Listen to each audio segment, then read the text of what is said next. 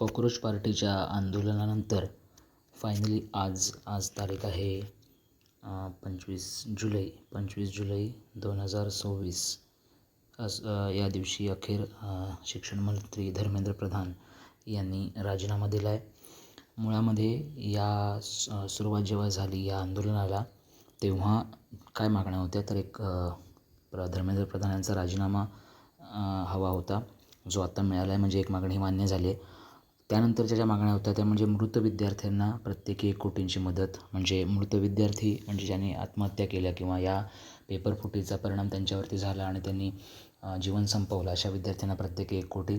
तिसरी मागणी होती आंदोलकांवरील गुन्हे मागे घ्यावेत आणि परीक्षा पद्धतीमध्ये सुधारणा. आता याच्यामध्ये आपण विचार केला तर साधारणपणे त्या जे शिक्षण मंत्री आहेत त्यांचा राजीनामा मागणं ही एक प्रॅक्टिकली ठीक आहे म्हणता येईल असं की योग्य मागणी होती. आणि परीक्षा पद्धतीमध्ये सुधारणा किंवा पुन्हा भविष्यामध्ये अशा प्रकारचे पेपरफुटी होऊ नयेत म्हणून केलेली मागणी, या वास्तव मागण्या होत्या आणि त्याच्यासाठी आंदोलन झालं, ठीक आहे. पण या ज्या मधल्या ज्या 2 मागण्या आहेत त्याच्यामध्ये थोडंसं विचार करण्यासारखी गोष्ट आहे. पहिलं म्हणजे मृत विद्यार्थ्यांना प्रत्येकी 1 कोटी रुपये. तर कायद्यामध्ये किंवा नियमांमध्ये तसं प्रावधान आहे का हे बघावं लागेल. कारण जसं आपत्कालीन जो एक वेगळा निधी असतो, कुठे अपघात होतो, कुठे नैसर्गिक आपत्ती येते, अशा वेळेला त्या मृतांना किंवा त्यांच्या नातेवाईकांना मदत केली जाते सरकारी तिजोरीतून, तसं पेपरफुटीमुळे झालेल्या आत्महत्या त्यांना देण्यासाठी पैसे त्यांना देता येतात का हा नियम बघायला लागेल. किती पैसे द्यायचे हा मुद्दा नसून तसा नियम आहे का हा मुद्दा बघावा. कारण मग तसं असेल तर इथून पुढे प्रत्येक वेळेला जेव्हा अशा काही घटना, समजा अजून अशी दुर्दैवाने अशी घटना घडली आणि पुन्हा तसं जर आत्महत्या करण्याची जर वेळ आली तर नियमानुसार ते प्रत्येक वेळी पैसे तसे द्यावे लागतील. त्यामुळे 1 कोटी रुपये देणं किंवा त्यांना काही मदत करणं या मागणीचा ही थोडी कॉम्प्लिकेटेड मागणी आहे. आणि चौथा जो मुद्दा आहे तिसरा, आंदोलकांवरील गुन्हे मागे घ्यावेत, हाही मुद्दा किंवा ही मागणी थोडीशी कॉम्प्लिकेटेड आहे. कारण आपण बघितलं की जरी आंदोलन हे नीट पेपरफुटीच्या विरोधात जरी असलं तरीसुद्धा अनेक त्याच्यामध्ये देशविघातक शक्ती डोकावत होत्या. चुकीच्या पद्धतीने आंदोलनाला वळण दिलं जात होतं आणि पोलिसांवरती हल्ले असतील, दगडफेक असतील. यानंतर पोलिसांनी लाठीचार्ज केला होता, ज्याच्यामध्ये विद्यार्थी जखमी झाले असतीलच. पण मुळामध्ये अशा प्रकारच्या विघातक प्रवृत्ती आंदोलनामध्ये आहेत. आणि जर सरसकट सगळ्या आंदोलकांवरचे गुन्हे जर माफ केले तर याचा अर्थ असा होईल की तुमच्या मागणीसाठी तुम्ही कधीही जाऊन सरकारला वेठीस धरू शकता, हवं त्या पद्धतीने कायदा हातात घेऊ शकता आणि तुमची मागणी मान्य होईल, असा चुकीचा पायंडा त्यातनं पडेल. त्यामुळे आंदोलकांवरील गुन्हे मागे घ्यावेत ही जी मागणी आहे ती थोडीशी कॉम्प्लिकेटेड आहे. आणि परीक्षा पद्धतीमध्ये सुधारणा किंवा असं जर झालं तर कोणी जबाबदारी घ्यायची किंवा हे होऊ नये याच्यासाठी काय करायचं याच्यावरती मात्र चर्चा निश्चित होऊ शकते आणि सरकारने ती करावी. आजच संध्याकाळी म्हणजे 25 जुलैच्या संध्याकाळी CJPने जाहीर केलं की आमच्या या मागण्या सरकारने मान्य करण्याचं आश्वासन दिल्यामुळे आम्ही आंदोलन मागं घेतो आहोत. त्यामुळे आज अखेर आंदोलन मागे घेतलं आहे. तारीख आहे 26 जुलै 2026. आता राजीनामा का दिला ह्याचं थोडंसं आपण चर्चा करायला पाहिजे की थोडंसं सरकारने जर हा राजीनामा घ्यायचाच होता तर तो सुरुवातीलाच जेव्हा आंदोलन हळूहळू सुरुवात होणार होती तेव्हाच जर हा राजीनामा घेतला असता तर कदाचित पुढचं सगळं टाळता आलं असतं. ठीक आहे, आताही राजीनामा घेतलेला आहे, हरकत नाही. पण राजीनामा का दिला तर सगळ्यात आधी महत्त्वाची गोष्ट म्हणजे कॉकरोच जनता पार्टीने लगेच आनंद जो व्यक्त केला तो तसा करायला नाही पाहिजे होता. की त्यांच्या राजीनाम्यामध्ये त्यांनी काय म्हटलं आहे हे पाहणं महत्त्वाचं आहे. कारण अनेक अशा सोर्सेसमधनं दिसतं आहे की त्यांनी ही जी पेपरफुटी झाली त्याची जबाबदारी स्वीकारून ते नैतिकतेच्या दृष्टीने राजीनामा देतात, असं असण्यापेक्षा परकीय शक्तींचा फायदा होऊ नये, देशविघातक शक्तींचा फायदा होऊन देशाच्या विरोधात वातावरण निर्माण होऊ नये. आणि दुसरं महत्त्वाचं म्हणजे कायद्यामध्ये विद्यार्थी अडकू नयेत, विद्यार्थ्यांच्या दृष्टीने नुकसान होऊ नये यासाठी ते राजीनामा देतात असं त्यांचं म्हणणं होतं. त्यामुळे हा राजीनामा आल्यावरती खुश होण्याऐवजी कॉकरोच जनता पार्टीने आम्हाला असा राजीनामा नको तर शिक्षण मंत्र्यांनी देशासमोर येऊन देशाची माफी मागितली पाहिजे खरं, अशी मागणी त्यांनी रेटून धरायला हवी होती. हे म्हणजे कावळा बसायला आणि फांदी तुटायला. म्हणजे आपण आंदोलनाला आता स्वतःच कंटाळत आलो होतो आणि आता ते येणं की नाही प्रकरणे बंद व्हायला काहीतरी एक निमित्त हवं, मग चला आता राजीनामा मिळाला तर आंदोलन बंद, अशा पद्धतीने अगदीच हे आंदोलन त्यांनी गुंडाळतं घेतलं. जर तसं खरोखर असेल की त्यांनी आपल्या राजीनाम्यामध्ये असं म्हटलेलं नसेल की चूक झाली आणि त्याची जबाबदारी मी स्वीकारून नैतिकतेचा स्वीकार करून मी ते राजीनामा देतो आहे, हे जर म्हटलेलं नसेल तर असा राजीनामा कॉकरोच जनता पार्टीने ॲक्सेप्ट करायला नको, म्हणजे त्याला मान्यता द्यायला नको होती. अर्थात राजीनामा सरकारकडे सादर होणार आहे, पंतप्रधानांकडे सादर होणार आहे, पण आम्हाला हा मान्य नाही, आम्हाला असा राजीनामा नको. तर त्या शिक्षण मंत्र्यांनी माफी मागितली पाहिजे. हा मुद्दा रेटून धरायला पाहिजे होता. दुसरी महत्त्वाची गोष्ट म्हणजे हा नवीन पायंडा एक पडतो आहे की काय असं आता होईल.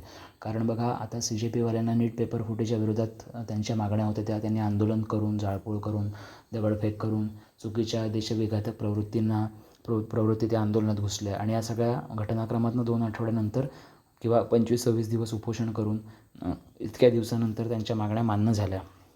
मग आता पुढे जाऊन उद्या समजा आपल्या देशातल्या शेतकऱ्यांचे काही प्रश्न असतील, आपल्या देशातल्या वैद्यकीय क्षेत्राचे काही प्रश्न असतील, त्यानंतर आपल्या देशामध्ये उद्योजकांचे काही प्रश्न असतील, की त्यापेक्षा उद्योजकांचे काही प्रश्न असतील, शेतकऱ्यांचे असतील, अशा प्रकारे वेगवेगळ्या वकिलांचे काही प्रश्न असतील. म्हणजे या प्रत्येक आता हे विद्यार्थी झाले, आता समाजातले बाकीचे घटक आहे, शेतकरी असतील, वैद्यक असतील, उद्योजक असतील, वकील असतील, व्यापारी असतील, हे सगळे बाकीचे घटक आहेत. उद्या ह्यांच्याही काही मागण्या असतील, मग त्याच्यासाठी सुद्धा त्यांना जंतर मंतरवर जाणं, त्यांनी जंतर मंतरला जाणं, तिथे उपोषण करणं, आमरण उपोषण करणं, त्यानंतर संसदेवर मार्च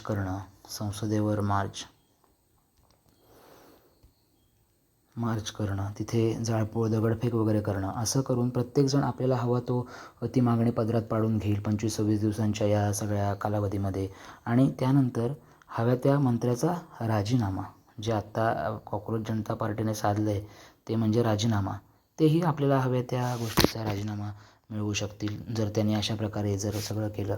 म्हणजे कोणाला आता धर्मेंद्र प्रधान यांना राजीनामा होता, आता कोणाला निर्मला सीतारामन यांचा राजीनामा हवा असू शकतो, कोणाला अश्विनी वैष्णव यांचा राजीनामा असेल, कोणाला मोदींचा राजीनामा हवा असेल, कोणाला अमित शहांचा राजीनामा हवा असेल. त्याच्यासाठी जर त्यांनी म्हणजे राजीनामा जर हवा असेल तर जाऊन जंतर मंतरवरती आंदोलन करा आणि त्याला हिंसक रूप द्या, म्हणजे आपली मागणी मान्य होते. असा पायंडा आता ह्याच्यातून नक्कीच पडू शकतो. कारण आता लेटेस्ट CJPचे संस्थापक अभिजित दिपकेचं असं विधान आहे की आता आपण कुठल्याही मंत्र्याचा, ह्या सरकारमधल्या कुठल्याही मंत्र्याचा राजीनामा आपण मागू शकतो, असं त्याचं म्हणणं आहे. म्हणजे याचा अर्थ हा कुठेतरी एक नवीन पायंडा आपल्या देशामध्ये पाडण्याचे हे प्रयत्न आहेत किंवा तसा पायंडा पडू शकतो आणि हे धोकादायक आहे.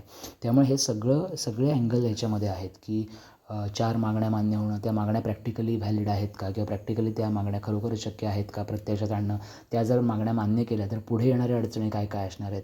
सोबतच ज्या आंदोलनामध्ये ज्या गोष्टी घडल्या त्या टाळता आल्या असत्या, त्यासोबतच त्यांनी राजीनामा जो दिला त्या राजीनाम्यामध्ये त्यांची भूमिका काय आहे, ती भूमिका CJPला मान्य आहे का, आणि जर मान्य असेल तर त्यांनी मग एवढं सगळं का केलं, फक्त राजीनामाच हवा होता तर त्यांनी सहज जसा राजीनामा दिला तसा त्यांनी तो मान्य केलेला आहे. त्यानंतर पुढे पडणारा पायंडा हाही महत्त्वाचा आहे की अशा गोष्टीतनं, जसं मागे शेतकरी आंदोलन झालं होतं त्याही वेळेला शेतकरी कायदे मागे घेण्याची नामुष्की सरकारवरती आली होती. म्हणजे आता हा पायंडा पडत चालला की आपल्या विरोधात जे कायदे असतील किंवा आपल्याला न आवडणाऱ्या ज्या गोष्टी असतील, आपल्याला न पटणाऱ्या किंवा आपल्याला त्रासदायक ज्या गोष्टी असतील, त्या जर सरकारकडनं मान्य करून घ्यायच्या असतील तर प्रत्येक वेळेला तुम्ही जाऊन दिल्लीला वेठीस धरणार आणि त्या ठिकाणी आपल्याला हवा तो मुद्दा आपल्याला पदरात पाडून घेणार. म्हणजे संविधानिक लोकशाही पद्धतीने ज्या गोष्टी आहेत, म्हणजे एखाद्या सरकारची कामगिरी तुम्हाला आवडत नसेल तर ते सरकार बदलण्यासाठी निवडणुकींचा पर्याय संविधानाने तुम्हाला दिलेला आहे. पण आता असं दिसून येतं आहे की लोकशाहीच्या मार्गाने ज्या निवडणुका होतात त्याच्यामध्ये या सरकारला हरवणं शक्य नाही.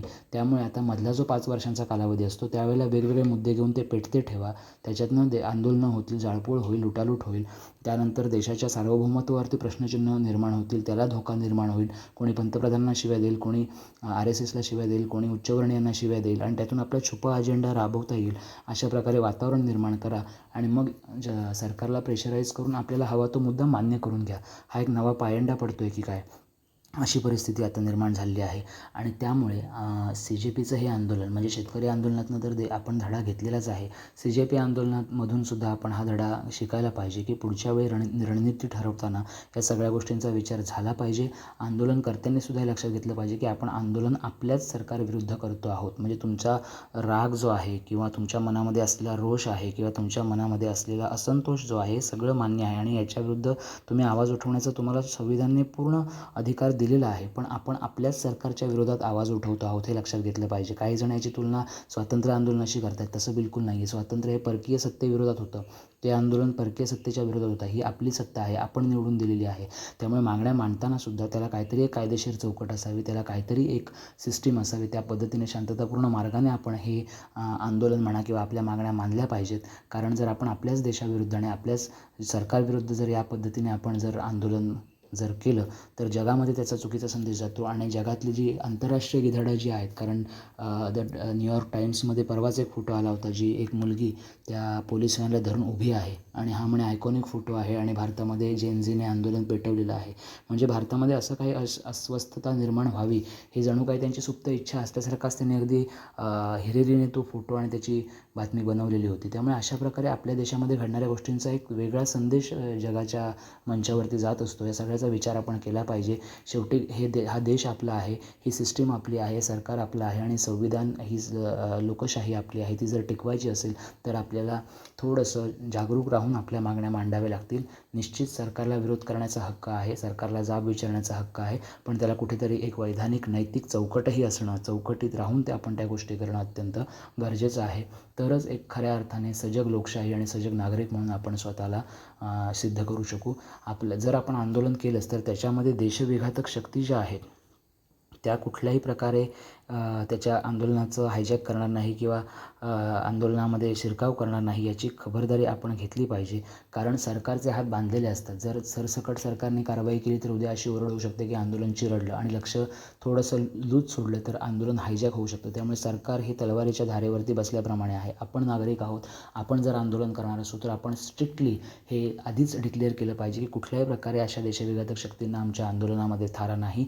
जर अशा कुठल्या घटना घडल्या तर तुम्ही त्या घटकांवरती जरूर कारवाई करा, आम्हाला पुरावे दाखवा आणि तुम्ही त्या घटकांवरती कारवाई करा. हे जर आपण आधीच क्लिअर केलं तर निश्चित अशा देशविघातक शक्तींना चाप बसेल आणि कोणीही उघडपणे अशा चुकीच्या गोष्टी त्या ठिकाणी करणार नाहीत. हे आपण समजून घेतलं पाहिजे, आपण हे शिकलं पाहिजे आणि हेच आजच्या या CJP आंदोलनाचा सगळ्यात मोठा धडा देशाने शिकलेला आहे. तेव्हा हे सगळं आपण लक्षात ठेवूया.